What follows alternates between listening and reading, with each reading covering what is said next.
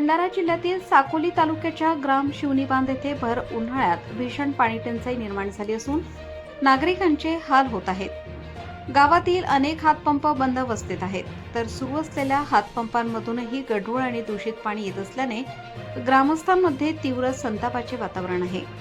नागरिकांच्या म्हणण्यानुसार हातपंपातून पाणी येण्यासाठी बराच वेळ वाट पाहावी लागते, त्यानंतर येणारे पाणी पूर्णपणे दूषित असते। हातपंपातील सडलेल्या लोखंडी पाईपमुळे पाण्यामध्ये गंजाचे छोटे छोटे कण मिसळून येत असल्याने हे पाणी पिण्यायोग्य राहिलेले नाही। दूषित पाण्यामुळे अनेक नागरिकांना घशात खवखव, पोटदुखी तसेच इतर आजारांची लक्षणे जाणवत असल्याचे ग्रामस्थांनी सांगितले।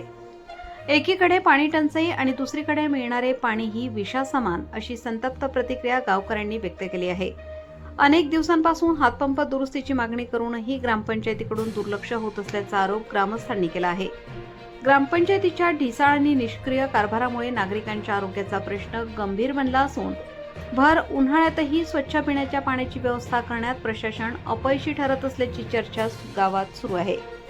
तात्काळ हातपंप दुरुस्ती करून स्वच्छ पाणी पुरवठा करावा, अन्यथा तीव्र आंदोलन छेडण्यात येईल असा इशारा संतप्त ग्रामस्थांनी दिला आहे। प्रतिनिधी आकाश नंदागवळी, भंडारा। परिचय सांगा। साक्षी किरण कुमार सोनवाने, राहणार शिवनी बांध। सध्या काय समस्या पाण्याची? पाण्याची समस्या गावामध्ये पाण्याची कमतरता आहे। बरं, पाणी नाही, विहिरीमध्ये अजिबात बुंदभर पाणी नाही आहे आणि हातपंप आहे त्यांना पण पाणी येत नाही आहे। सध्या असं म्हणजे आता जो तुमच्या घरात जो हातपंप आहे त्याला पाणी नाही आहे का? त्याला पाणी येते पण नाही का, काही सेकंद मतलब काही मिनिटांना तो पण बंद पडते। अच्छा, सध्या उन्हाळा आहे, पिण्यायोग्य तर आहेच नाही तो पाणी।